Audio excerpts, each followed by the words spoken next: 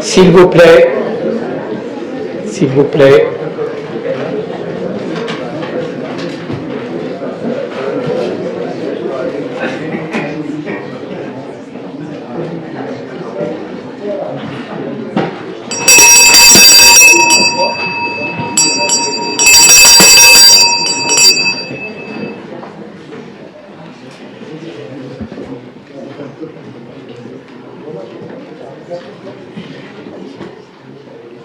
Je suis très heureux de vous accueillir à cette conférence sur la diplomatie culturelle et religieuse, un rôle crucial. Nous allons écouter une conférence du professeur Nicolas Badaoui et je voudrais d'emblée vous prier d'excuser notre président. Je vous en prie.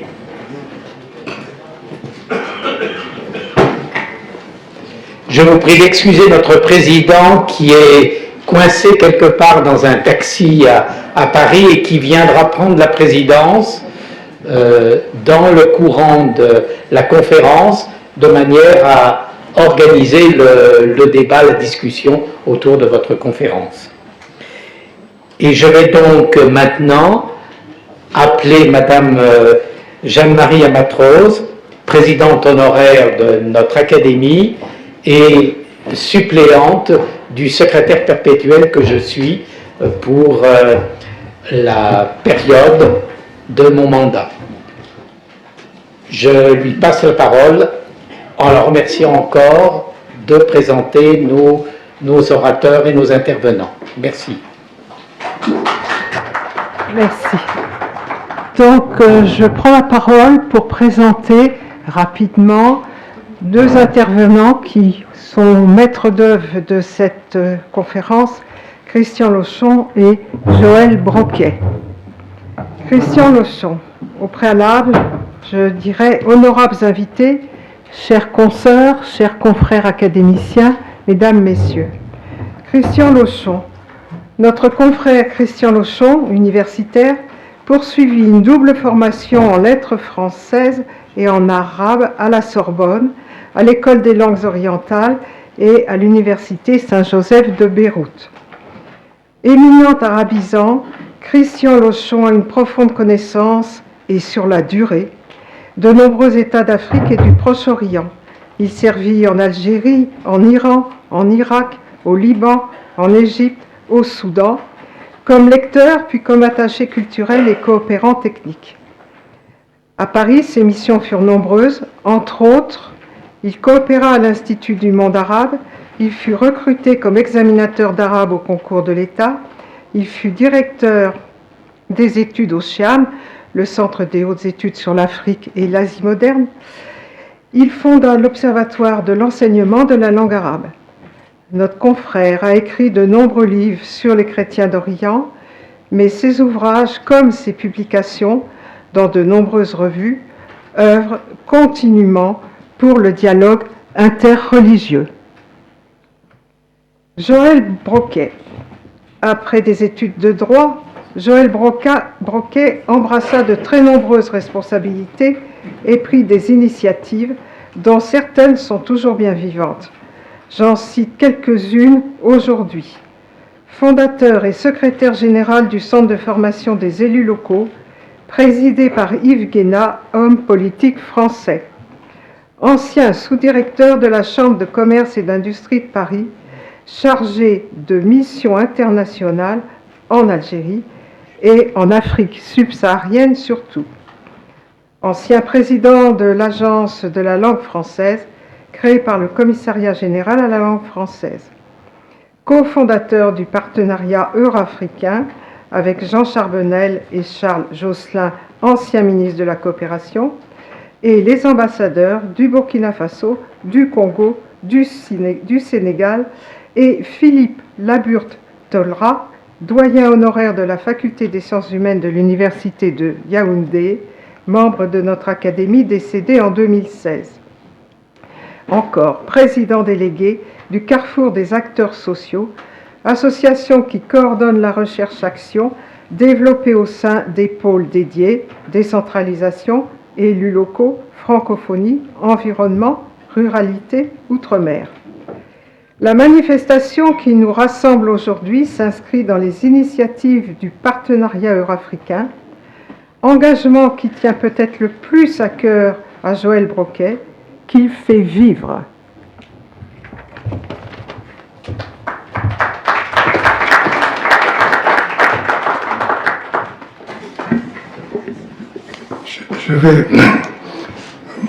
Je vais appeler Christian Lochon, mais avant qu'il prenne la parole, venez s'il vous plaît.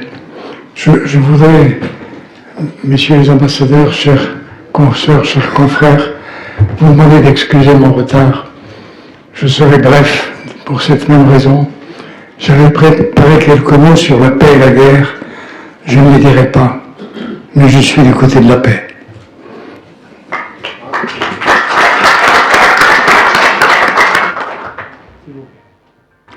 Monsieur le Président, Monsieur le Secrétaire perpétuel, chers consoeurs, chers confrères, Excellences, Mesdames et Messieurs, chers amis. Le professeur Nicolas Badawi a obtenu à Paris le doctorat en diplomatie et affaires internationales. Il a enseigné à l'université libanaise, à l'université du Saint-Esprit de Kaslik, où il a dirigé un master de diplomatie et de sécurité internationale. Il est actuellement professeur à l'université Saint-Joseph de Beyrouth, l'université française la plus ancienne du Liban, où il donne des cours de Master 2.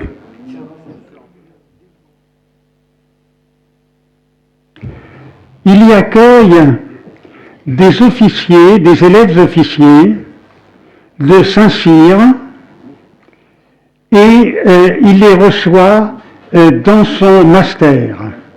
D'ailleurs, il donne des cours également à l'Académie militaire de Saint-Cyr-Coëtquidan.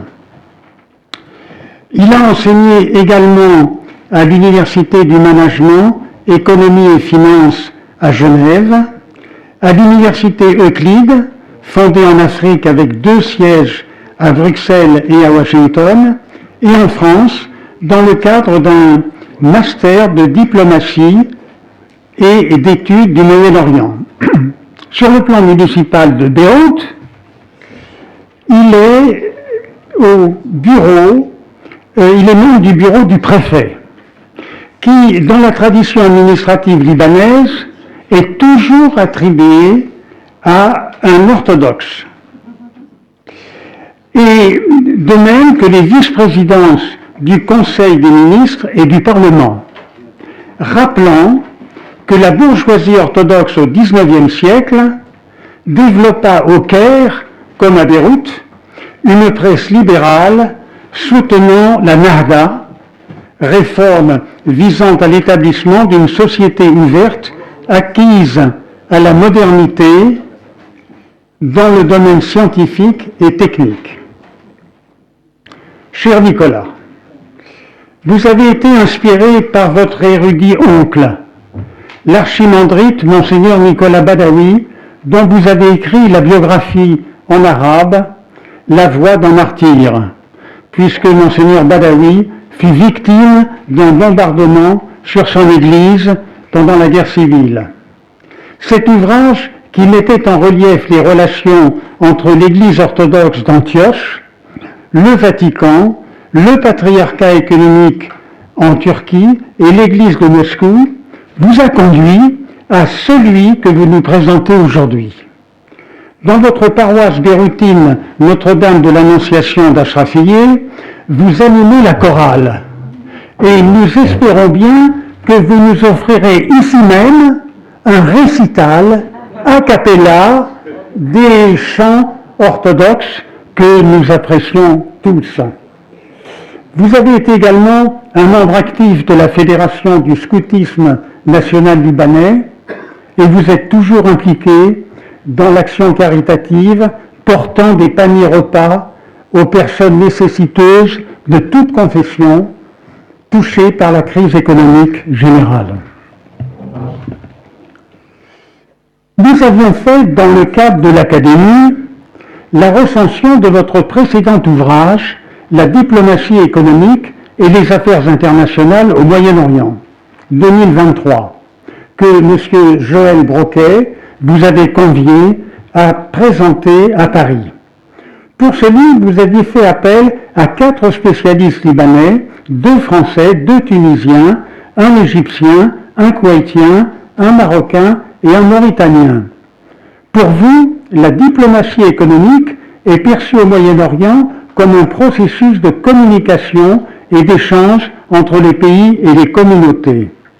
Les méthodes utilisées dans la diplomatie économique sont basées sur des intérêts communs, des prêts et des récompenses, des renoncements partiels à la souveraineté. Pour arriver à un accord, on peut utiliser la diplomatie coercitive, des sanctions collectives comme la résolution 661 du 6 août 1990 imposée à l'Irak après son invasion du Koweït. Mais malgré les efforts de la diplomatie économique, les États du tiers-monde sont restés faibles économiquement par rapport aux États développés, exportateurs de matières premières et importateurs de produits industriels. C'est que des institutions étatiques faibles et une mauvaise gouvernance constituent un dénominateur commun entre les États arabes postcoloniaux. Les structures étatiques ont perdu leur légitimité aux yeux de leurs citoyens par un niveau élevé de corruption, de déficits fiscaux et une croissance limitée du secteur privé.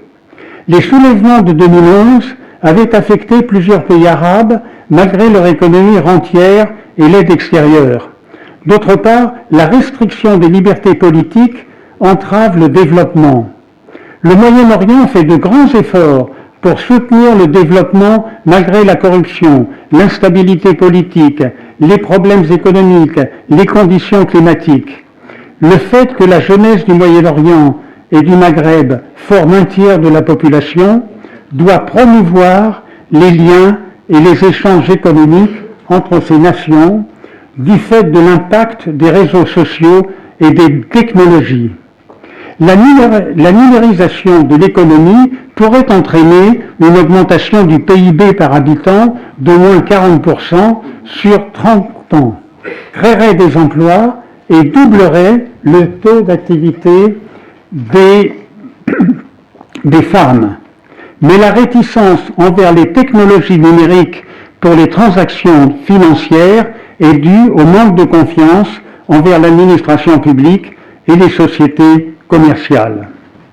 Vous avez évoqué également la crise libanaise, décrite par la Banque mondiale comme un des plus graves effondrements économiques depuis les années 1850. Puis l'explosion du port de Beyrouth du 4 août 2020 qui a poussé à la fuite des professionnels. Vous concluez néanmoins que la diplomatie économique est susceptible de promouvoir l'attractivité nationale pour recueillir des investissements étrangers. Vous êtes libanais, et il faut rappeler que dans cette région du monde, la classe moyenne est plus importante au Liban grâce à la scolarisation des garçons initiés au synode maronite de Loisé dès 1735 et des filles à la fin du XIXe siècle.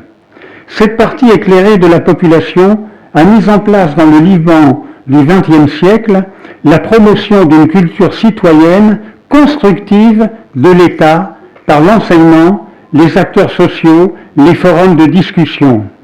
Ainsi, de 1942 à 1975, le Cénacle libanais, créé par le journaliste Michel Asmar, organisa des conférences liées à l'activité politique et sociale du Liban avec des conférenciers prestigieux, Kamal Jumblat, Michel Cheha, Louis Massignon, Jacques Berck. Cette remarquable institution inspire toujours l'élite intellectuelle libanaise qui veut établir la citoyenneté comme seul critère de responsabilité au sein de la société. Un autre Libanais, Charles Malek, avait été l'un des auteurs de la Déclaration universelle des droits de l'homme, qui établit l'égalité des hommes et des femmes, la liberté de penser, de croyance, de changer de religion. Notre conférencier de ce soir fait sien le verset coranique « Si tu es dans le doute sur ce que nous t'avons révélé, interroge ceux qui récitent l'écriture révélée avant toi. » Sourate 10, verset 94. Car il encourage précisément ces rapprochements interculturels, l'affirmation du principe de pluralité, le respect de toutes les religions monothéistes et la culture de la différence. Avec vous, des associations citoyennes libanaises se mobilisent pour la promotion des droits de l'homme, recommandant une démocratie consensuelle qui conduirait à une société civile équitable. En 1998, un groupe de jeunes chrétiens et musulmans prit le nom de Insan, honnête homme, pour secourir les travailleurs migrants et les réfugiés de toute origine. Au service de la nation, la fondation Inas Abou Ayash, créée en 2016, a eu pour objectif de limiter la fuite des cerveaux en soutenant les jeunes universitaires libanais dans la réalisation de leur potentiel et surtout de retenir les diplômés, souvent trilingues, qui ne trouveront que dans l'expatriation des emplois satisfaisants. Le professeur Joseph Maïla, que nous connaissons bien ici, avait souligné en 2020 sa grande estime pour la jeunesse talentueuse d'El Saoura, la révolte, qui essaya de régler les problèmes de société, nourrir les familles démunies, reconstruire à moindre frais, assurer un bénévolat exemplaire. Pour faire cesser le communautarisme, disait-il, ils ont choisi le transcommunautarisme. Le seul pays non libanisé est le Liban. C'est ce Liban-là qui inspire notre orateur de ce jour. Ayant eu le privilège en novembre 2023 d'assister à votre cours de master de diplomatie culturelle au département des sciences politiques de l'Université Saint-Joseph de Beyrouth, j'ai rencontré la jeune génération libanaise multiculturelle, avide de savoir et en quête d'universel, comme j'avais pu voir leurs grands-parents dans les années 1960 qui venaient aux conférences précisément du Cénacle libanais. On voit d'ailleurs dans votre cours, avec les élèves officiers français de Saint-Cyr, des Français et d'autres étrangers résidant au Liban, qui découvrent vos étudiants de toutes les confessions passionnés par la politique. Ce que justifie l'excellent journaliste Sarieh Hasan dans son livre « Ceci n'est pas une autobiographie » 2019, en écrivant « Nos sociétés sont privées de politique, mais la politisation est élevée ». Cher Nicolas, nous allons donc avoir le plaisir de vous écouter présenter votre nouveau livre et nous serons sensibles, si le cœur vous en dit, à ce que vous ayez l'intention un jour de rejoindre notre compagnie. En tout cas, notre compagnie vous dit « Ahlan wa sahlan », vous dit « Marhaba bikoum », comme elle le dit également à nos honorables hôtes présents aujourd'hui, Doyoufina al-Kiram el-Muhtaramin. Merci beaucoup.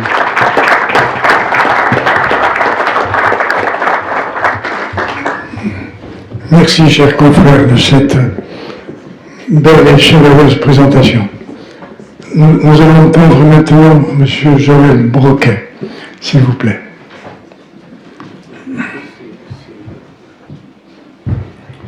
Mesdames et messieurs les ambassadeurs, mesdames et messieurs les représentants du corps diplomatique, monsieur le président, monsieur le secrétaire perpétuel, mesdames et messieurs, aujourd'hui, dans le cadre de la prestigieuse Académie des sciences d'outre-mer et à l'invitation du partenariat eurafricain, s'achève le programme des conférences donné à Paris par notre ami Nicolas Badawi.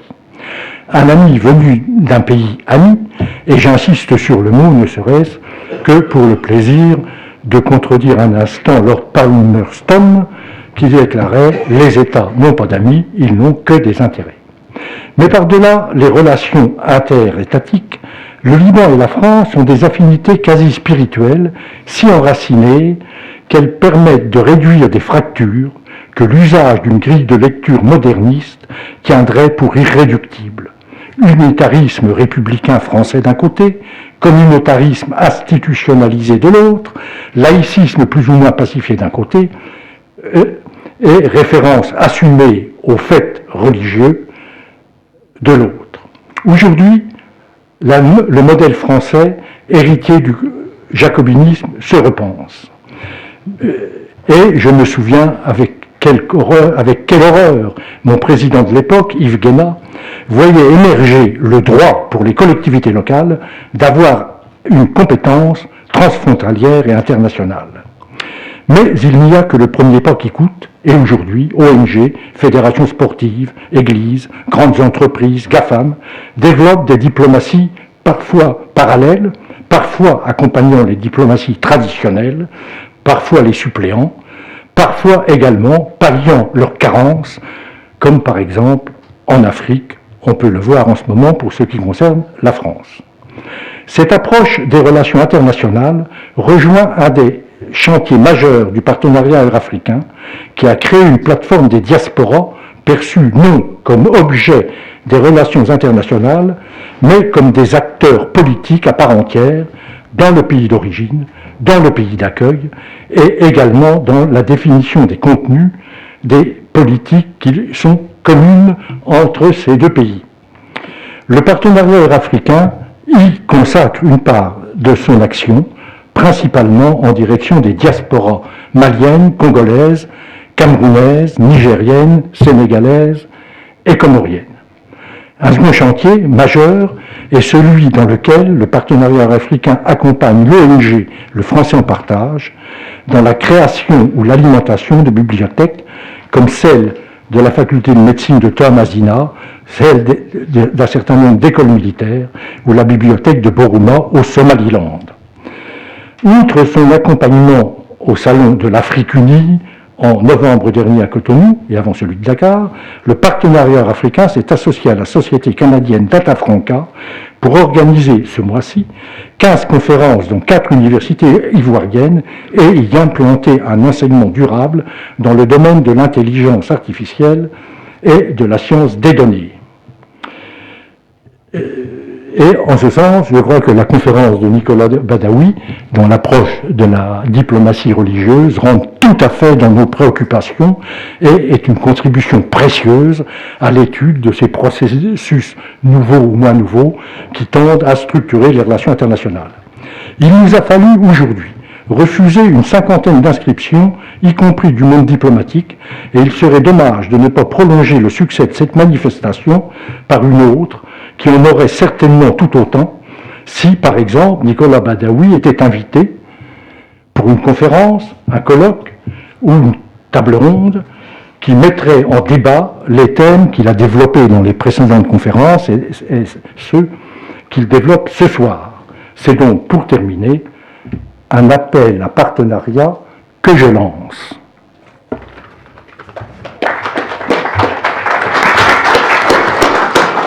Merci, M. Broca. Merci.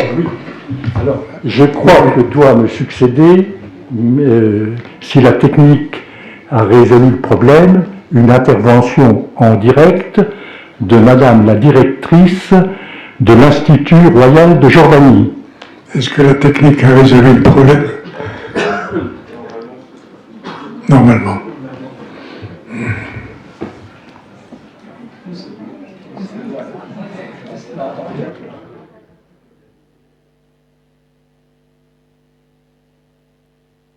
Entendez?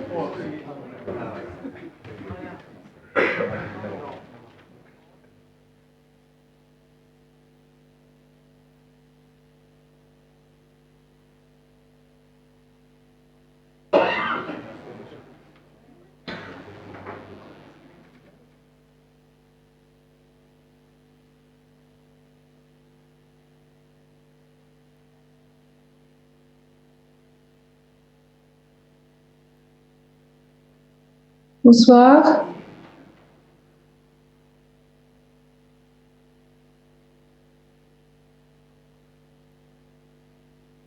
Vous avez la parole.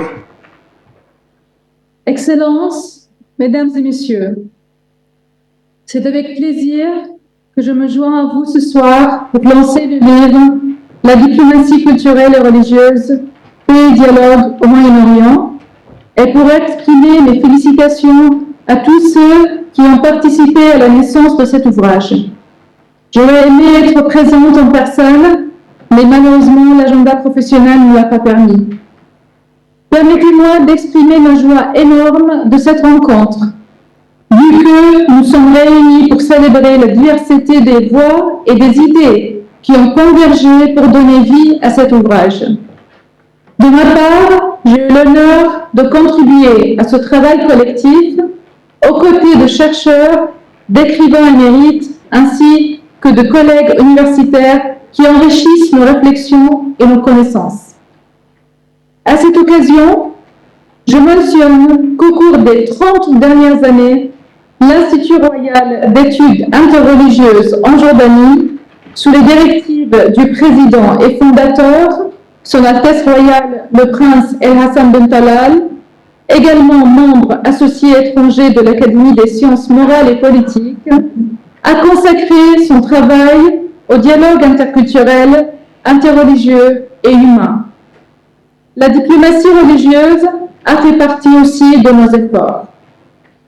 Notre mission est de favoriser le dialogue interreligieux et interculturel en tant qu'outil efficace pour lutter contre l'intolérance, l'extrémisme et le radicalisme et pour forger une culture de respect mutuel et de compréhension. Nous encourageons également la mise en réseau régional sur les questions religieuses et culturelles grâce à des communications efficaces à une interaction au sein des environnements académiques et religieux. Permettez-moi de mentionner le projet Vivre ensemble en harmonie que l'Institut royal vient de conclure. Ce projet a été mis en œuvre avec la participation du ministère de l'Europe et des Affaires étrangères à travers du Centre de crise et de soutien. Le projet visait à impliquer les réfugiés irakiens chrétiens et les Jordaniens ensemble dans des activités diverses qui favorisent la paix, la réconciliation pacifique et le dialogue culturel à travers la créativité artistique.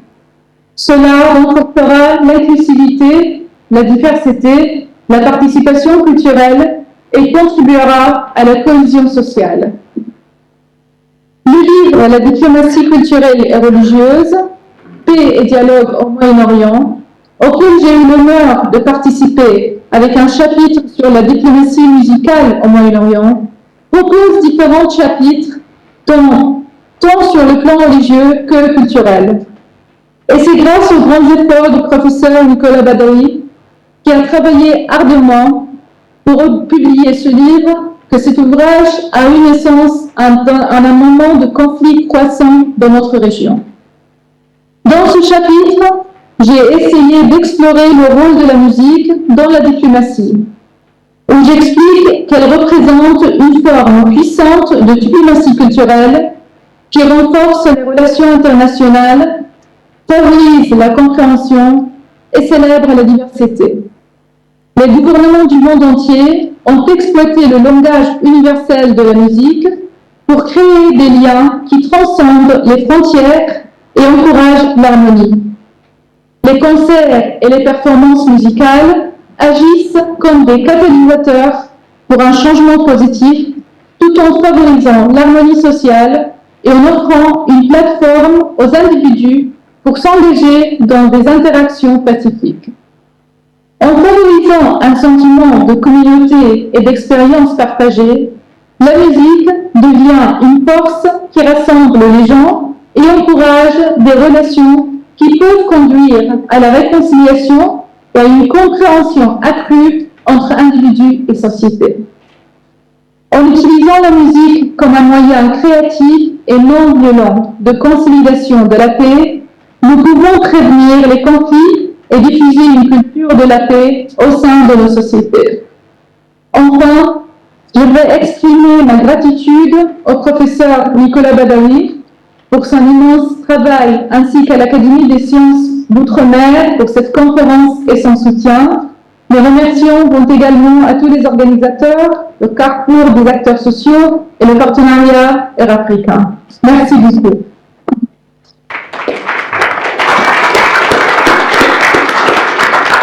Merci beaucoup, madame.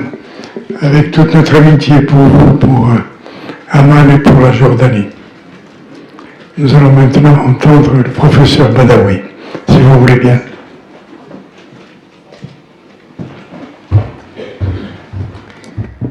Merci, Monsieur le Président. Excellences, Messieurs les ministres, les ambassadeurs, les diplomates représentant les ambassades à Paris, les députés, les sénateurs qui sont présents aussi, Messieurs les membres de l'Académie, Monsieur le secrétaire perpétuel, aussi Monsieur le Président, Madame la Présidente honoraire, les professeurs, collègues, chers amis, honorables assemblées.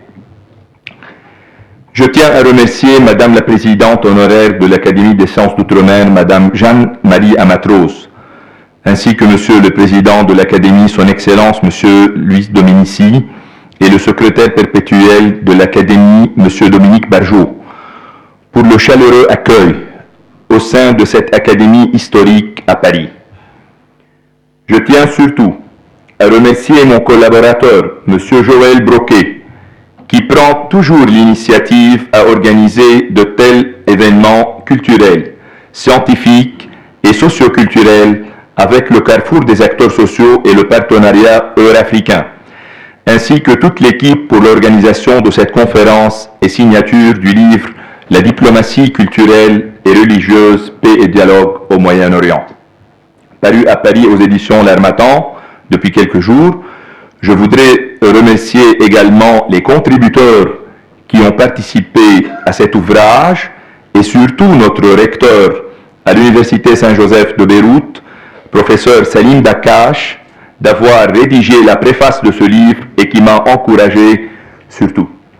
Monsieur Christian Lechon, qui est contributeur dans cet ouvrage, Madame Renée Attard, directrice de l'Institut royal des études interreligieuses, qui a aussi contribué dans ce livre, et Monsieur Emmanuel Collier, le responsable de la collection et fondateur de la collection Diplomatie et Stratégie aux éditions L'Harmattan.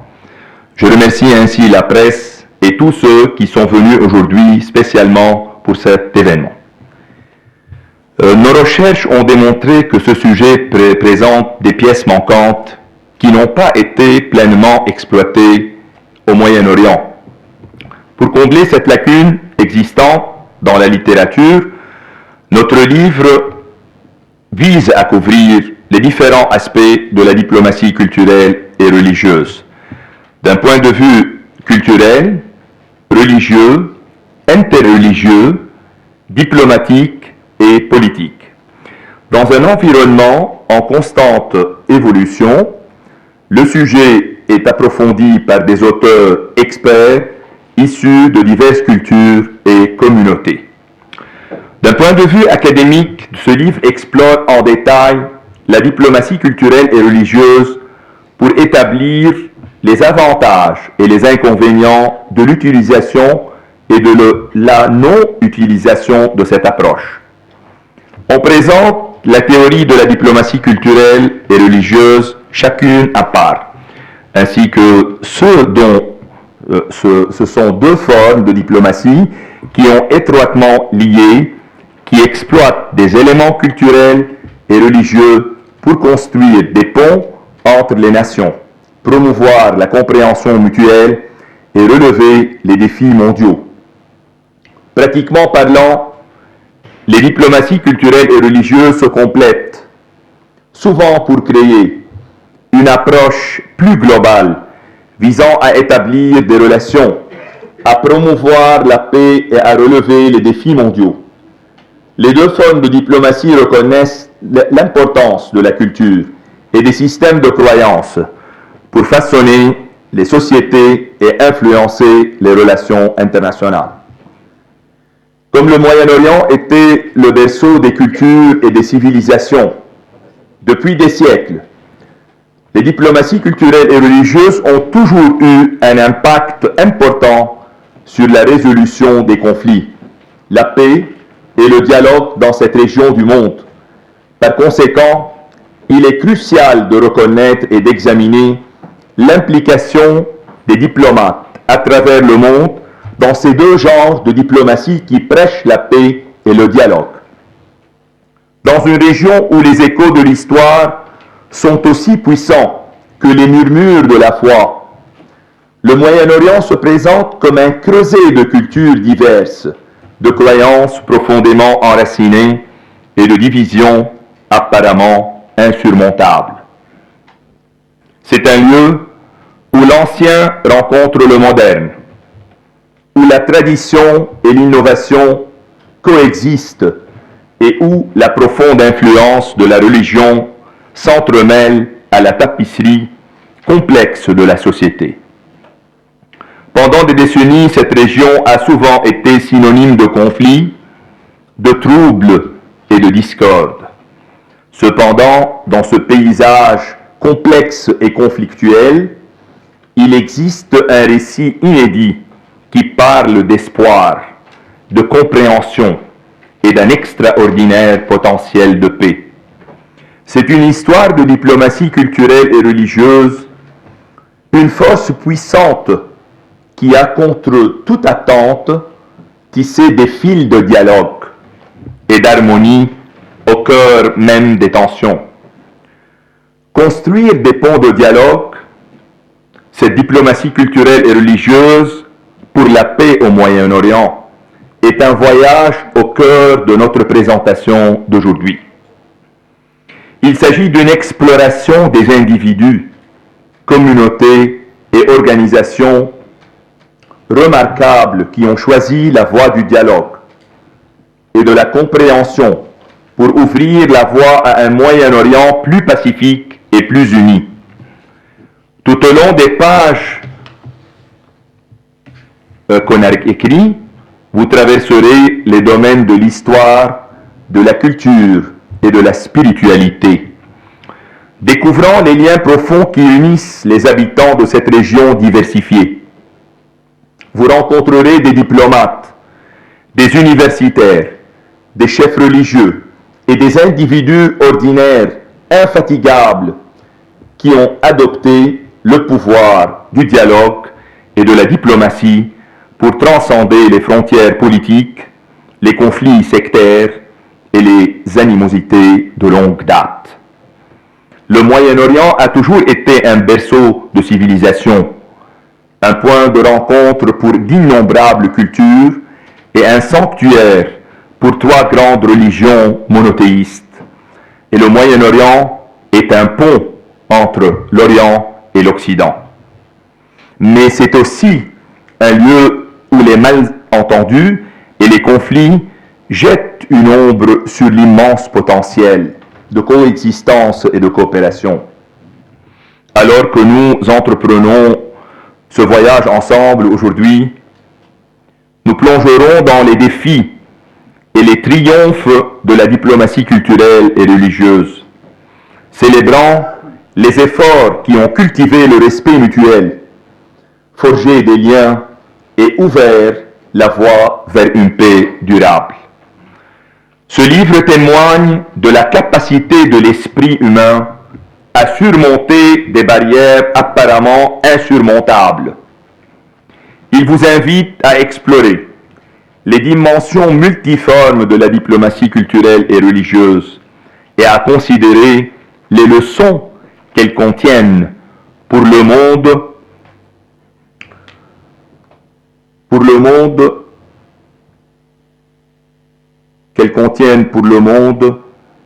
dans son ensemble, à une époque où le dialogue est plus crucial que jamais et où la paix au Moyen-Orient reste une aspiration mondiale.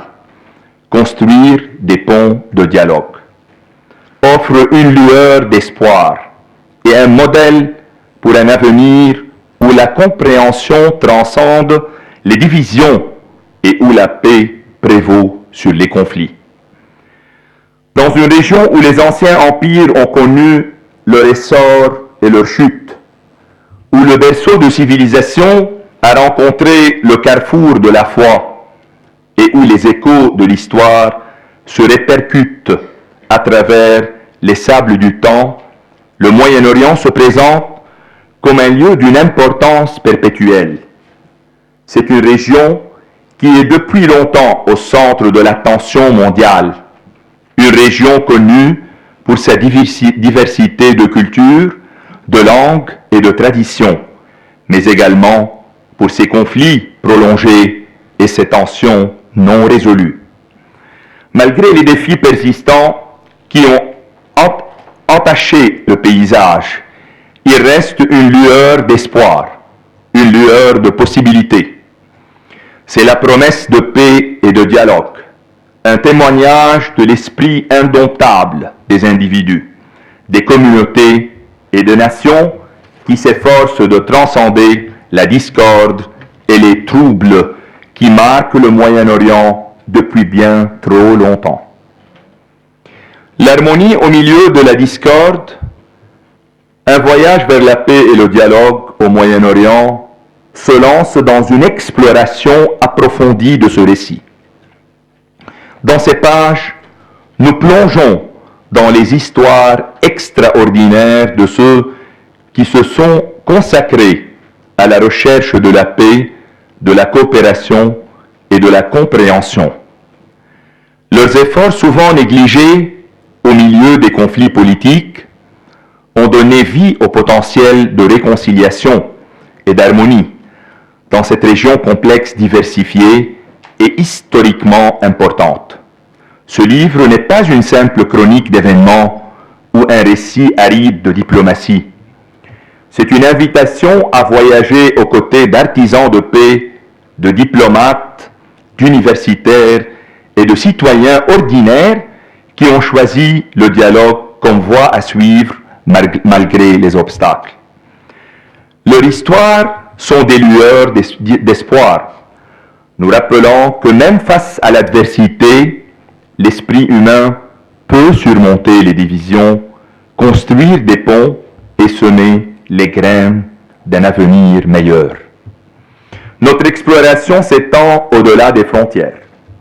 Dans la riche tapisserie de l'histoire, de la culture et de cette foi au Moyen-Orient, on met en lumière les liens profonds entre les individus et les communautés, le patrimoine commun qui transcende les conflits et la résilience qui a permis à cette région de prospérer à travers les âges.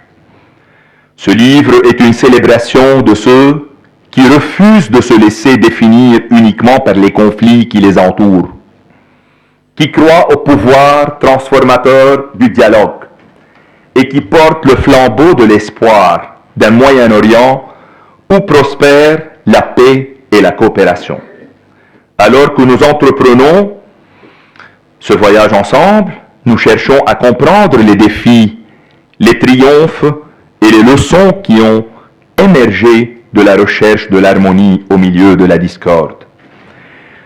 Des études ont mis en évidence des lacunes dans la documentation concernant ce sujet au Moyen-Orient, révélant des aspects sous-développés qui n'ont pas été suffisamment examinés. Afin de combler ces manques dans la littérature, il est impératif d'explorer plus en profondeur ces pièces négligées.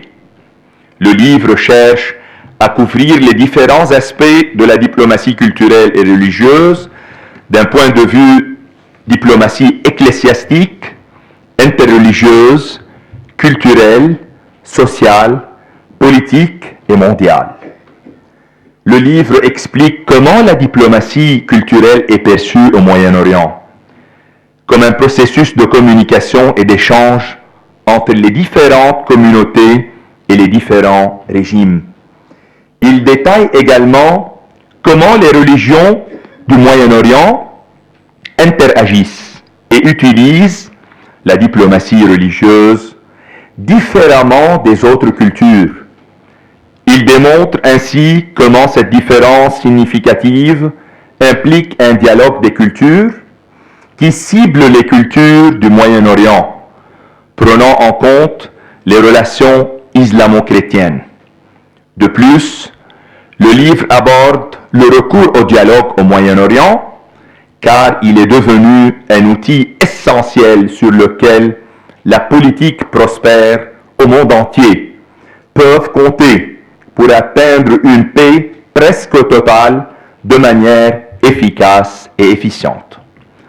Selon Milton Cummings, la diplomatie culturelle est l'échange d'idées, d'informations, d'art, de langue et d'autres aspects de la culture entre les nations et les peuples afin de favoriser la compréhension mutuelle.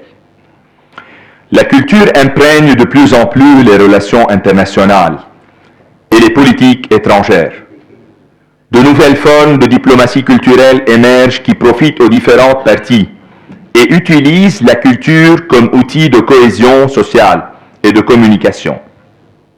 La diplomatie culturelle contemporaine peut être perçue comme étant davantage une question de coopération à long terme et de partage d'idéaux plutôt que de gagner les cœurs et les esprits pour atteindre des objectifs stratégiques ou même parfois d'être instrumentalisé à des fins de division.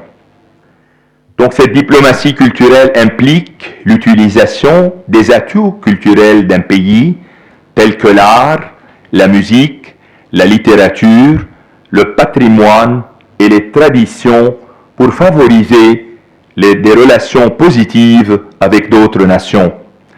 Elle vise à promouvoir la culture et les valeurs d'un pays, à améliorer son image à l'étranger et à faciliter les relations entre les peuples. Quelques aspects clés de la diplomatie culturelle, qu'est-ce qu'elle comprend? Des programmes d'échange culturel. Je ne veux pas aller dans les détails parce qu'on va rester jusqu'à le soir. Donc des programmes d'échange culturel, les musées et la préservation du patrimoine, les festivals et les expositions culturelles et l'éducation linguistique. La diplomatie religieuse consiste à impliquer les chefs religieux, les organisations et les institutions pour faire avancer les objectifs diplomatiques, résoudre les problèmes mondiaux et promouvoir la paix. Elle reconnaît le rôle de la religion dans la formation des croyances, des valeurs et des comportements des individus et cherche à exploiter cette influence de manière positive. Quelques aspects clés de cette diplomatie religieuse, le dialogue religieux, et certainement on va voir ça dans le livre en détail, la résolution des conflits, le dialogue interreligieux, promouvoir la liberté religieuse et le travail humanitaire. Je vais parler de quelques intersections de la diplomatie culturelle et religieuse. Premièrement, initiatives culturelles interconfessionnelles.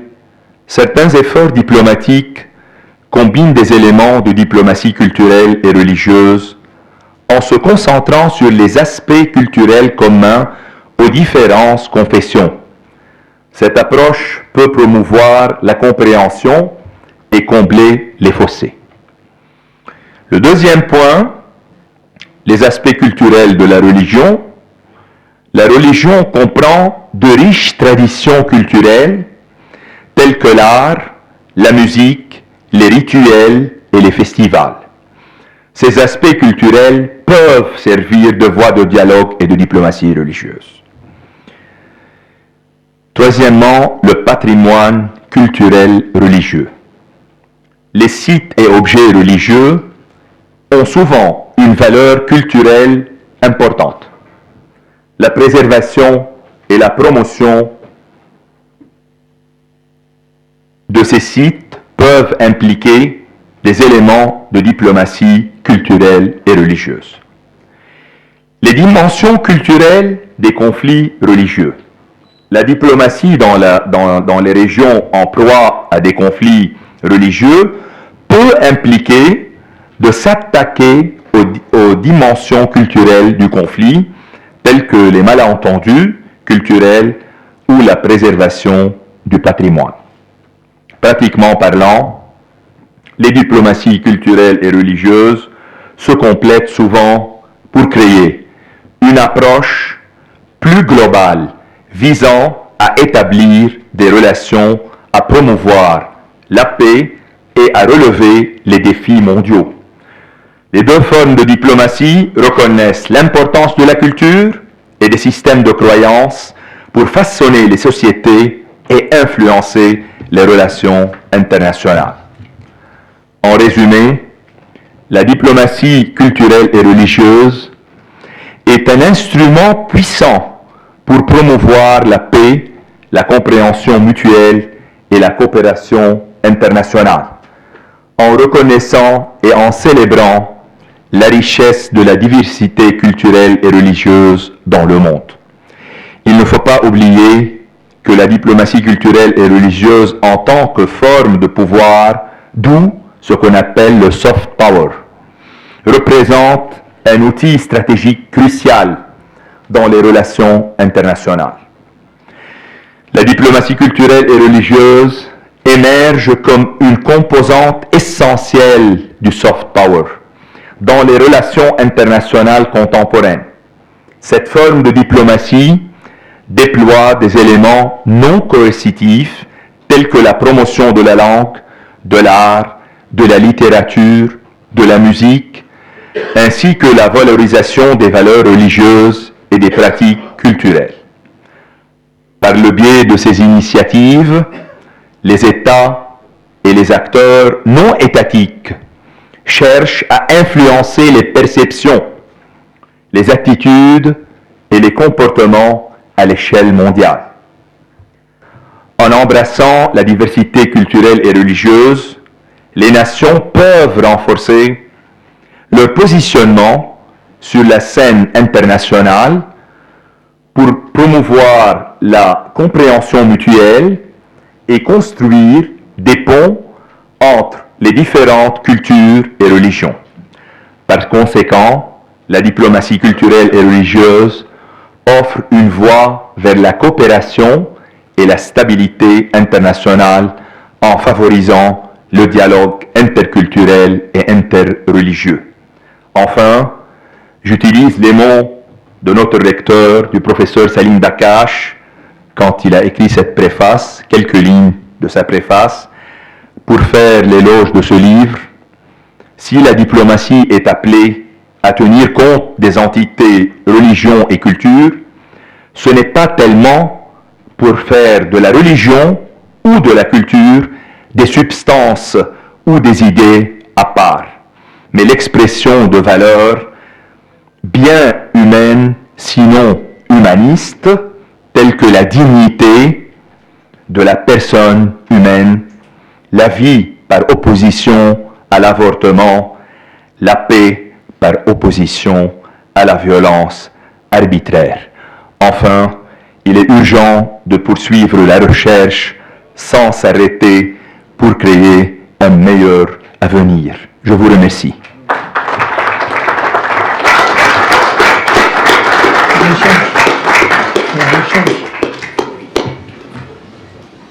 Monsieur le professeur, merci mille fois de votre intervention. Si vous voulez rester un moment, peut-être que la salle veut vous interroger. Avec grand plaisir. S'il y a des questions, c'est le moment. Ou des observations amicales.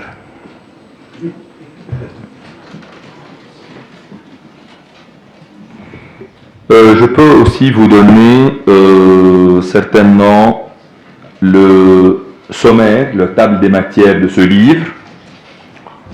Autre que l'introduction et la théorie de la diplomatie culturelle et religieuse, il y a certainement une société civile à base de religieuses de notre très cher Christian Lechon, notre collègue et notre grand ami, qui a pu mettre en valeur son expérience dans la région du Moyen-Orient, dans 7 pays où il était attaché culturel pour la France, certainement auprès de ces pays. Ça c'est pour Monsieur Lechon. Pour le professeur et grand écrivain aussi Hussein Shaaban, qui est de l'Irak, qui a à peu près 80 livres, il parle de cette diplomatie religieuse et il parle de diplomatie religieuse et ethnique. En fait, si c'est une nouvelle Westphalie, ça c'est aussi paix et dialogue pour Hussein Chaban. Mohamed Ermehi, aussi le professeur de l'université de Koweït, qui a contribué paix et conflit au Moyen-Orient, aussi un grand écrivain qui est connu et qui a de grandes contributions aussi auprès des journaux arabes chaque semaine. Le dialogue culturel et social à Tripoli au Liban, c'est Ghassan Abdelrahman Al-Houssami qui parle aussi de cette région spécifique du Moyen-Orient, Tripoli au Liban, en fait, de se vivre ensemble.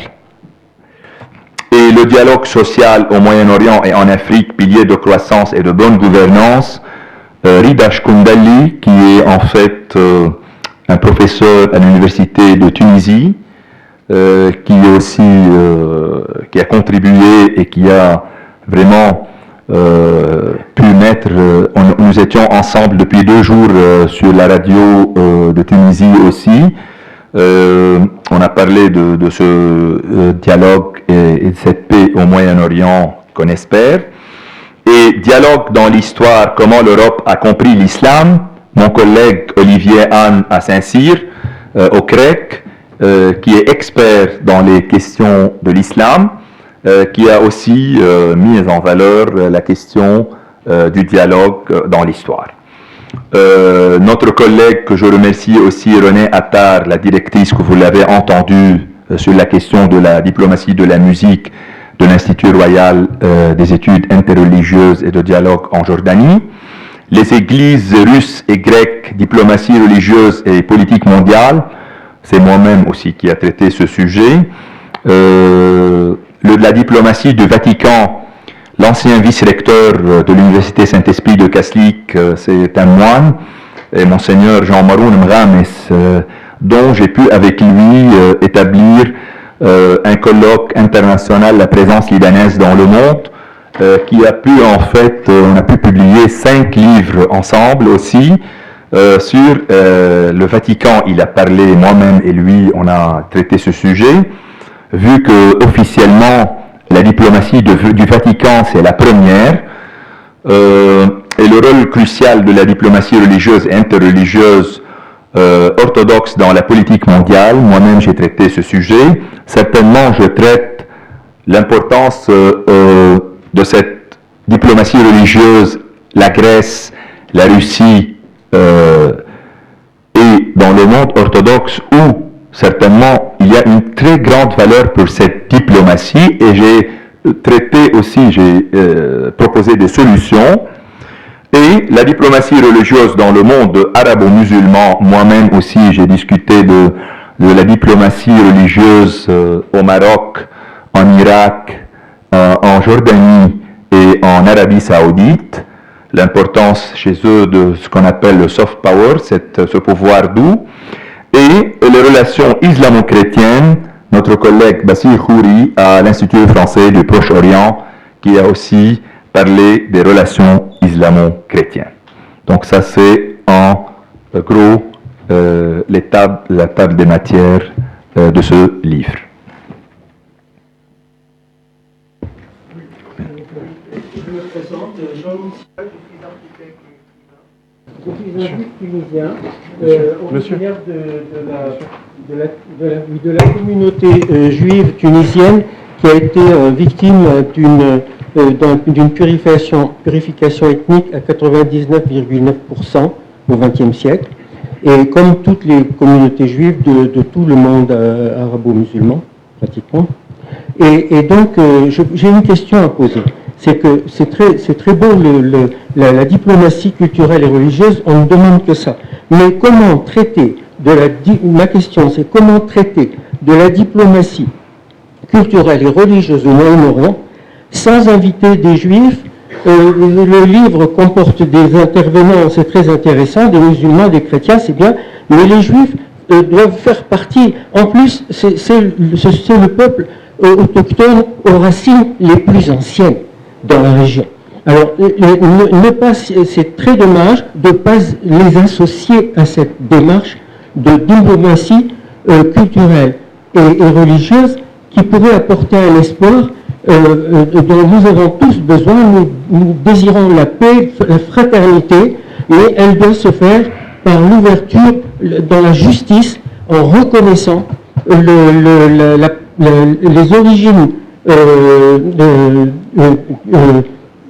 juives aussi, les racines juives de la région, et en les incluant et en établissant, ne croyez-vous pas, des relations fraternelles et positives pour un avenir de paix qui nous rassemble tous. Je ne sais pas si vous avez entendu, quand on a commencé à parler, même notre collègue Christian Lechon, on a parlé, quand on parle de diplomatie religieuse, on ne parle pas ni d'islam, ni de chrétiens, ni de juifs. On parle de toutes les religions monothéistes, c'est-à-dire les trois. On a dit ça. Ça, c'est un. Deux, concernant, quand on parle de dialogue, le dialogue, il est dans la région concentré sur le dialogue islamo-chrétien. C'est ça. Voilà.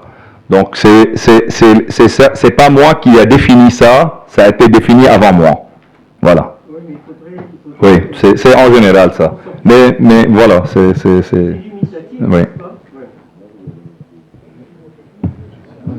Oui, on m'a passé le micro, merci. Stéphane Walter de Lyon 2. J'avais 3 questions, disons. Au Moyen-Orient, monsieur le professeur, que se passe-t-il dans un contexte où on peut dire qu'il n'y a plus, on arrive à un degré zéro de religion et de culture, comme dans le cas de la crise syrienne, par exemple? Parce que le pays était assez raffiné, et il est descendu dans la barbarie. Non, il y a eu le terrorisme avec Daesh, l'État islamique.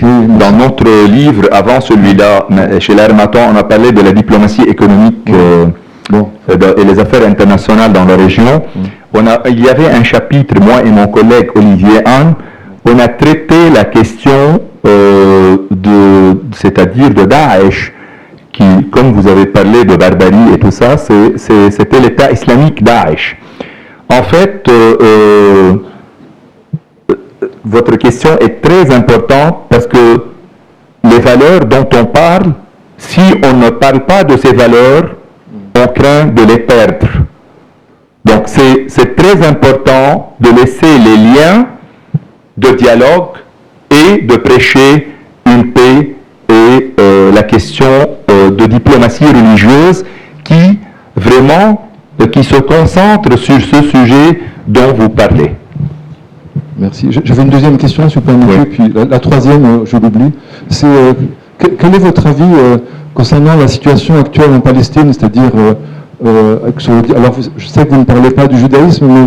Non, le conflit armé, nous ne parlons pas d'un conflit armé. Je ne parle pas du conflit, je parle dans le judaïsme, que je ne connais pas très bien, mais il me semble qu'il y a des courants qui sont assez intransigeants vis-à-vis des Palestiniens. Enfin, après, on trouve le contraire aussi, mais quel est votre avis sur cette question de dialogue possible? On ne traite pas le conflit israélo-palestinien dans ce livre, vraiment. Ça, c'est la vérité qu'on n'a pas, parce que c'est une question pure politique, si je veux bien dire, qui dépasse les diplomaties. Donc, c'est au-delà du livre.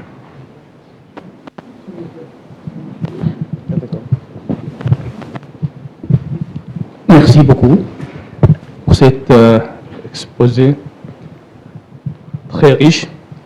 Et on ne peut pas éviter la tentation de parler de l'actualité en fait au Moyen-Orient. Vous avez peut-être répondu préalablement, mais toujours est-il que je pose la question de savoir dans quelle mesure cette approche de dialogue interreligieux peut aider d'apaiser la situation dans le Moyen-Orient, au Moyen-Orient, avec tout ce qui se passe aujourd'hui, avec les milliers de victimes. Je veux vous répondre. Merci, monsieur l'ambassadeur. La question, c'est que j'ai parlé de la diplomatie du Vatican, surtout je parle de la diplomatie du Vatican. Le Vatican a intervenu plusieurs fois au Moyen-Orient pendant les guerres. Et le Vatican, durant la guerre libanaise, avait une intervention assez importante concernant les conflits armés et la visite du pape tout de suite après la réconciliation, après la guerre civile libanaise, Jean-Paul II, était vraiment... C'est parce qu'on n'entend pas ce qui se passe dans les coulisses de la diplomatie religieuse. Est-ce que vous avez entendu une fois dans la presse quelqu'un qui parle que la diplomatie religieuse a agi tel ou elle a fait le contact tel? Donc les exemples qu'on a mis dans ce livre, et il y a des exemples, je peux vous donner l'exemple de la guerre en 2006. L'archevêque Philippe Saliba, qui était très connu aux États-Unis d'Amérique et qui représentait le patriarcat d'Antioche et de tout l'Orient auprès des États-Unis, ce qu'on appelle l'Amérique du Nord. Il a intervenu avec son collègue, son confrère, l'archevêque grec, parce que le lobby grec, il est le lobby numéro 1 en quantité et numéro 2 en pouvoir, après le juif. Il a intervenu auprès du président des États-Unis d'Amérique pour arrêter la guerre en 2006. Est-ce que vous avez eu cette information? Non. Ça, c'est un exemple. Je vous donne certainement d'autres exemples. Le Mufti Hassan Khalid, le Mufti de la Jumhuriya, qui est au Liban, qui a été tué par une voiture piégée. C'est lui qui a ouvert la cathédrale Saint-Georges en 83 pendant la guerre libanaise. Est-ce que vous savez ça? Non. C'est le rôle de la diplomatie religieuse, que cette diplomatie religieuse, et maintenant on est en train d'entendre aussi, avant le Ramadan, pour la guerre au Moyen-Orient, ce qui se passe, le conflit, c'est d'avoir un cessez-le-feu, d'arrêter la guerre, de faire quoi que ce soit. Il y a des effets religieux. Vous voyez, ce sont des choses qu'on n'en parle pas. Mais effectivement, ça existe et d'une certaine efficacité, je vous assure. Bonsoir, mesdames et messieurs. Je me nomme Abdoulaye Keïta de l'ambassade de Guinée. D'abord, je veux d'entrée saluer le conférencier et l'auteur de ce brillant ouvrage. Merci. Je voudrais vous féliciter pour le bel exposé. Merci beaucoup. Alors, j'aimerais ici poser une question, puisque je comprends que ce sujet qui est d'une importance capitale a pour but de trouver des solutions par rapport au conflit, à des problèmes qui surgissent de part et d'autre dans le monde. Alors, je voudrais que vous nous donniez un exemple concret par rapport à comment est-ce qu'on peut utiliser la diplomatie religieuse ou culturelle dans n'importe quelle situation conflictuelle.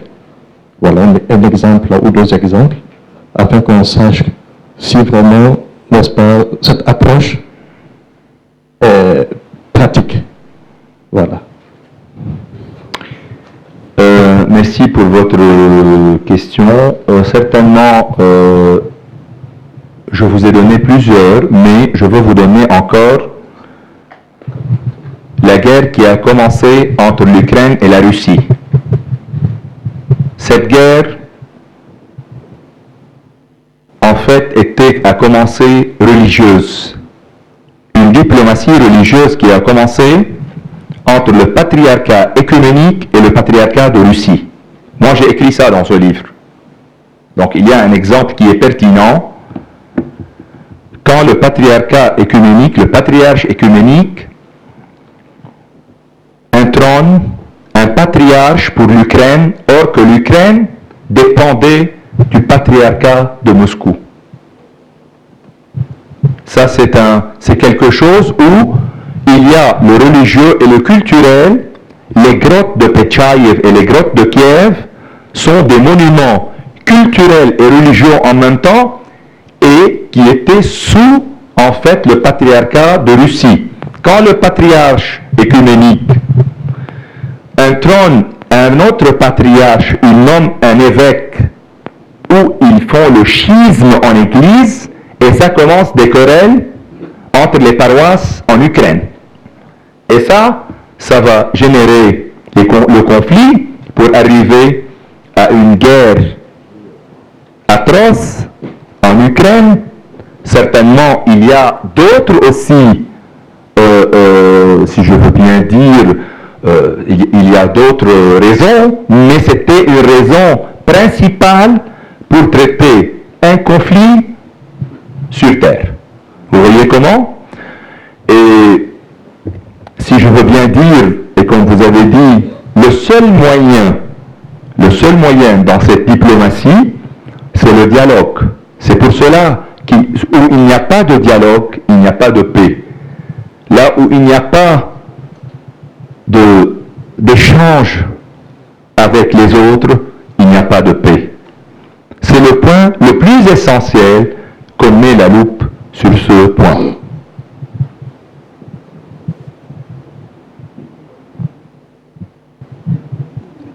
Benoît Maledi Bento, je suis responsable du pôle francophonie au Carrefour des acteurs sociaux et administrateur du partenariat eurafricain. Monsieur le professeur, merci infiniment de cette présentation que je trouve dans le contexte de notre actualité et aussi dans un sens plus dans ces 20 dernières années. À ma connaissance, c'est vraiment très novateur cette approche de remettre sur la scène la culture, la diplomatie et la religion. Ma question était toute simple. En tant que responsable du pôle francophonie au Carrefour des acteurs sociaux, c'est dans quelle perspective vous inscrivez la francophonie, la langue française, dans ce rôle je dirais, de dialogue et de francophonie qui est là dans ce contexte vraiment multimillénaire, on peut dire, enfin, en tout cas qui remonte, j'allais dire, à Saint-Louis, peut-être pas multimillénaire, excusez-moi. Merci pour votre question. Certainement, c'est une question très importante parce que ce livre, en fait, à 90%, il est écrit en français. Donc, la francophonie, elle existe dans ce livre, ça c'est un. Deux, concernant la francophonie et la culture et cette diplomatie.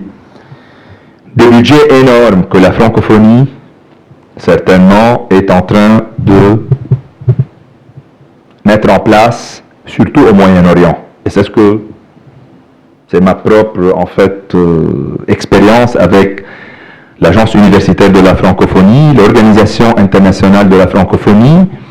En fait, ils sont en train de faire un effort énorme à cet égard, mais en contrepartie, il y a les États-Unis d'Amérique, il ne faut pas oublier qu'ils sont en train aussi de dépenser des budgets 4 ou 5 fois plus que la francophonie. Je vous donne l'exemple de notre Parlement qui était à majorité francophone au Liban. Actuellement, il est à majorité anglo-saxon. Donc ça, il faut prendre toutes ces choses en considération. Il faut pas se lâcher ou lâcher les choses. Il faut toujours persévérer pour arriver à nos buts. Et notre but aussi, la francophonie, vu que nous sommes ici dans cette académie ensemble aujourd'hui.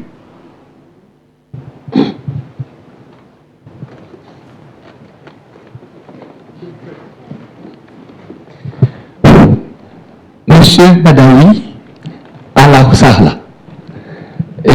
Je dis ça parce que à chaque fois quand j'assiste à votre conférence, ça me rappelle le temps que j'ai passé à Beyrouth, surtout à Achafieh, où je n'ai pas pu entrer à l'université Saint-Gervais de Beyrouth. Je suis Robert Fopa, éducateur spécialisé, président de l'Association internationale Culture sans frontières, club de l'UNESCO. C'est avec plaisir que je vous entends pour la deuxième fois et je vais dire ce qu'a dit Joël Broquet au départ, c'est que j'aimerais vous écouter encore une fois, deux fois, trois fois dans le cadre du dialogue interreligieux de la diaspora. Merci. Vous avez parlé de la spiritualité. dans votre présentation de la spiritualité, je n'ai pas entendu la place de la religion, ou tout au moins de la religion non révélée, qu'on va nommer l'animisme. Parce que ce sont ces religions non révélées qui sont dans les rois d'Afrique, parce qu'eux, ils incarnent l'autorité spirituelle et morale. Et de plus en plus, ce sont ces religions non révélées qui sont l'objet des conflits dans les pays de la diaspora africaine. Par exemple, aujourd'hui, on arrive à saucissonner, n'est-ce pas, les quartiers en mettant des chefs au niveau des quartiers pour dire que c'est l'administration qui a décidé ça ainsi, histoire de diviser pour mieux régner. Je ne vais pas ici citer des ouvrages des anthropologues comme Laburte ou comme Claude Tardis qui ont fait des recherches anthropologiques sur les religions non révélées qui sont l'animisme, qui aussi font partie de nos croyances. Je suis africain, je suis né avant l'indépendance, donc je sais de quoi je parle. Nous adorons nos clans, n'est-ce pas? Parce qu'on croit à nos ancêtres.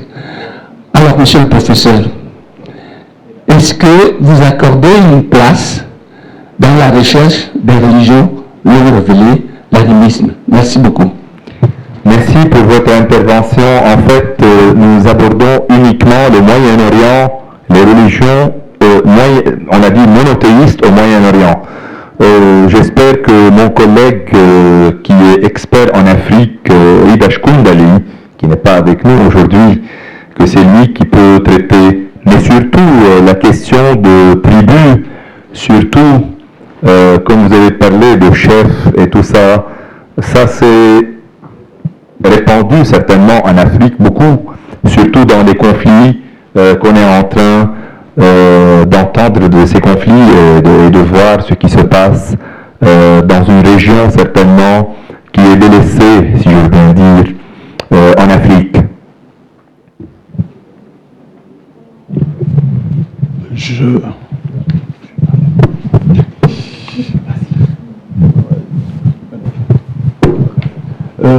Merci, Monsieur le Président, de nous avoir invités à cette conférence pour écouter avec beaucoup d'attention, je crois que ça a été le cas de tout le monde, la pertinence et le contenu, la profondeur du contenu du livre du professeur Badawi. Monsieur le professeur, vous parliez de souhait de dialogue pour parvenir à la paix, pour une région réconciliée avec elle-même, et pour le bien du monde entier. Et ça, c'est très important. Je crois qu'on peut, de ce côté-là, être de votre côté pour souhaiter ce dialogue. Mais ma question, c'est de savoir quels sont alors, selon vous, les critères essentiels qui peuvent rassembler les acteurs à accepter de dialoguer. Évidemment, il faut un dialogue, il faut rassembler tout le monde. Les conflits, on en arrive à dessiner les contours et à trouver des raisons d'espérer. Mais selon vous, comment faire? Quels sont les critères qui peuvent, dans les temps à venir, rassembler tout le monde? Parce que ce conflit-là, cette région-là, elle est une région martyre et nous en souffrons dans le monde entier pour ceux qui aspirent à la paix et à la concorde internationale. Merci. Merci, merci bien. Permettez-moi de me présenter à Madame Hamadi, je suis ambassadeur des Comores. D'accord, merci, Excellence, Monsieur l'ambassadeur. En fait, vous avez raison, pour établir en fait le dialogue, il faut avoir de la volonté. La première chose, la volonté d'échanger, de parler, ça c'est un, et deux, de se sacrifier. Il faut avoir ces deux choses. Ce sont deux choses vraiment très importantes comme base pour tout dialogue.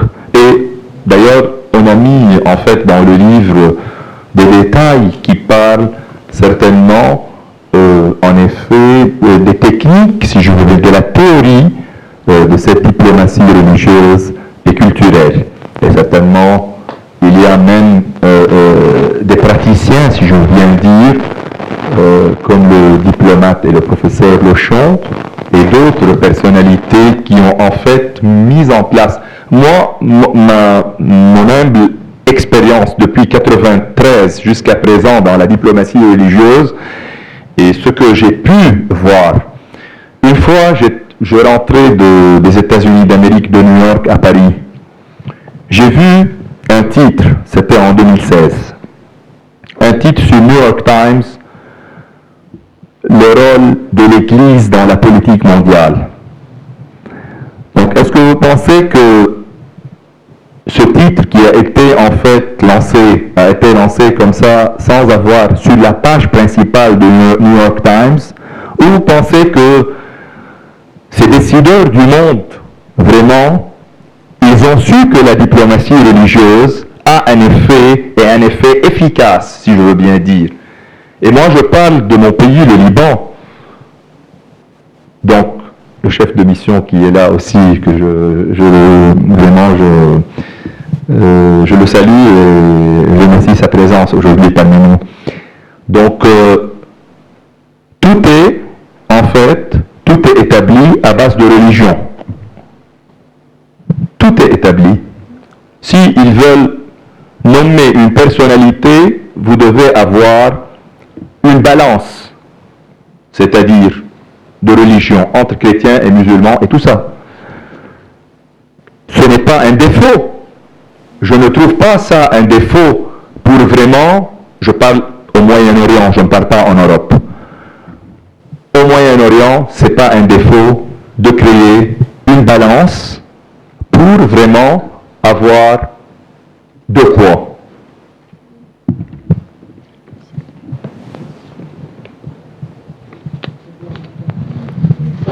Henri Marchal, membre de l'Académie des sciences d'outre-mer. Je voudrais souligner un aspect important dans le dialogue culturel et dans la diplomatie culturelle, le rôle de la recherche archéologique qui regroupe différents chercheurs et qui participe justement à ces dialogues sur les cultures avec différents chercheurs des différentes nationalités et qui participent justement à cette diplomatie culturelle dans ce monde du Moyen-Orient et méditerranéen. Merci. Oui. Quelle est la question? Pardon. La question était simplement de souligner cet aspect-là. Ah, d'accord. Et je pense que vous êtes d'accord avec moi pour dire que la recherche archéologique est très importante dans ce pays-là et a participé justement par cette diplomatie culturelle au rapprochement des cultures et au rapprochement... On a mis ça dans le livre, en fait, mais je ne peux pas citer tout, je n'ai pas le temps. Oui, non, mais je veux dire, simplement, je voulais le signaler en tant qu'archéologue. Voilà, merci. Merci. Merci, Président. S'il vous plaît. Oui, merci, Monsieur le Président. Oui. Je commence par me présenter. Je m'appelle Khalid Farah, je suis l'ambassadeur du Soudan. Je voudrais remercier le professeur Nicolas Badawi pour cette belle présentation. Et je voudrais souligner d'abord que, historiquement parlant, la diplomatie religieuse, je voudrais même sauver la communauté musulmane naissante à la Mecque, lorsque le prophète Mohammed a dit à ses compagnons de s'exiler en Abyssinie, parce qu'il y a un souverain juste qui pouvait les sauver de la persécution des Korachites à la Mecque à l'époque. Et actuellement, vous avez évoqué le rôle du pape Jean-Paul II, mais aussi on peut citer le rôle combien louable de l'actuel pape, auprès duquel je suis accrédité en tant qu'ambassadeur, le pape Francis, et ses visites dans certains pays, pratiquement dans tout le monde. En fait, j'ai cité deux. J'ai dit Jean-Paul II pour le Liban, mais pour les visites Syrie, Irak et tout ça, et même le Liban, le pape, j'ai dit le pape, ce pape François certainement. Oui. Et même dans notre partie du monde, il a visité le Soudan du Sud, et il a fait la réconciliation entre l'actuel président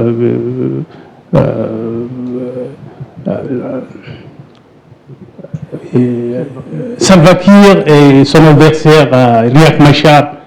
Et puis aussi, on peut citer le rôle de l'organisation non gouvernementale Saint-Egidio. Peut-être que vous avez parlé de ça sur le chapitre. En fait, je vous remercie, monsieur l'ambassadeur, pour votre intervention valeureuse, certainement. La question, c'est que si on veut citer tout ce qu'on sait depuis l'histoire jusqu'à présent, on veut une encyclopédie, je crois. Donc, la question, c'est que j'ai traité un peu, parce que avant la diplomatie du Vatican, il y avait la diplomatie de l'Empire byzantin qui régissait aussi des relations diplomatiques avec le monde entier, et une partie de cette diplomatie était religieuse. En fait, il ne faut pas oublier que j'ai cité aussi la diplomatie dans le monde arabo-musulman et surtout en Arabie Saoudite, que j'ai évoqué aussi, les institutions islamiques aussi qui jouent un rôle dans la diplomatie religieuse. La Banque islamique, la Banque de développement, les institutions, il y a pas mal d'institutions islamiques, mais je ne veux pas citer tout maintenant parce que aussi c'est immense comme information qu'on peut vraiment mettre en place, en évidence. Merci. Oui, Stéphane Rambaud, je suis député du Var et je vous remercie pour la promotion que vous faites pour le dialogue interreligieux et interculturel aussi. Et ma question est simple. Quelles sont vos relations avec les Émirats arabes unis? Alors, je parle des Émirats parce que j'y suis allé pour la COP28 il n'y a pas longtemps et on parle toujours de ce qui ne va pas et donc il faut parler aussi de ce qui est bien aussi. Et à Abu Dhabi, il y a eu la création par l'émir Mohamed Ben Zayed d'un centre abrahamique. Alors justement, c'est dommage, le monsieur qui avait posé la question en premier. C'est mentionné ici, c'est mentionné. Voilà, et donc il y a une église toute neuve, il y a une synagogue toute neuve, et il y a aussi une mosquée toute neuve. Donc ça correspond, je pense, à ce que vous souhaitez. Comment vous faites pour promouvoir ce genre de choses? Merci beaucoup, monsieur le député, pour cette question. En fait, on a traité, on a parlé de l'accord abrahamique, en fait, parce que les États-Unis d'Amérique, qui font, si je veux bien dire, la publicité et la médiation, dans la plupart du temps, ils ont des intérêts, c'est sûr, à faire ça, mais aussi, il y a des buts, parfois, qui dépassent leur intérêt. Les constantes, vous savez, de la politique étrangère des grandes puissances, je veux dire, pas uniquement des États-Unis d'Amérique, c'est en fait la question centrale de la région au Moyen-Orient. C'est pour cela qu'on va voir beaucoup de dialogues et ça va venir encore de dialogues après les conflits. C'est pour cela que vous allez voir ce que vous avez mentionné, la question des accords, c'est très important. La question actuellement que personne n'est en train, je veux bien dire, de déclarer qu'on a un embargo non déclaré dans notre région. Et le Liban aussi, il est dans cette question, vous savez. Donc, même si on entend actuellement d'un Libanais, si vous voulez, qui fait quelque chose, on dit que parfois qu'il y a il ne faut pas parler. Donc c'est un peu, si vous voulez, la question que on espère en sortir dans ce Moyen-Orient, de la question vraiment de... Il faut de la tolérance pour faire tout ça. Bien. Merci, monsieur le professeur. Si vous voulez bien rester un moment, je voudrais dire deux choses. D'abord, vous remercier parce que vous nous avez amené très loin. sur un chemin qui est un chemin de spiritualité et de fraternité, qui devrait inspirer toutes les diplomaties. Merci beaucoup, Monsieur le Président. Je pense que nous allons tous continuer, chacun sur cette voie. Avant de terminer, je veux vous présenter, j'ai amené un petit trophée de cèdre du Liban. Cèdre du Liban. Je voudrais aussi rappeler à tous que le professeur signe son livre dans la grande pièce d'à côté et que ceux qui le souhaitent pourront le lui demander. Nous avons de la chance. Nous avons beaucoup de chance. Merci.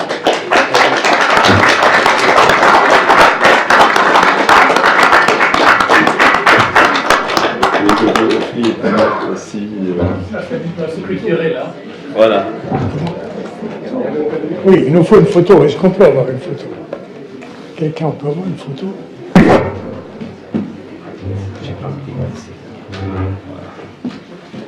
Bon, monsieur. Secrétaire perpétuel. Aussi. Un à l'Académie, un à Joël Bocquet, le carrefour des acteurs sociaux. C'est gentil, merci. Voilà. Vous nous prenez une belle photo, venez là. Attendez, voilà. Chers confrères, on va rapprocher là. Monsieur Lurchon. Approchez-vous, approchez-vous. L'artisan de la paix. Hein?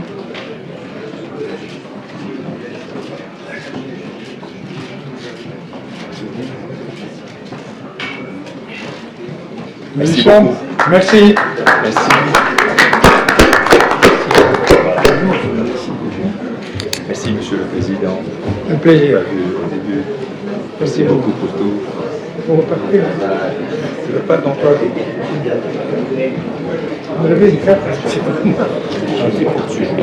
Enfin, monsieur Tuniset, vous habitez où? À Berlin? Je suis là au 8e. Une belle séance. On va signer? Oui, oui.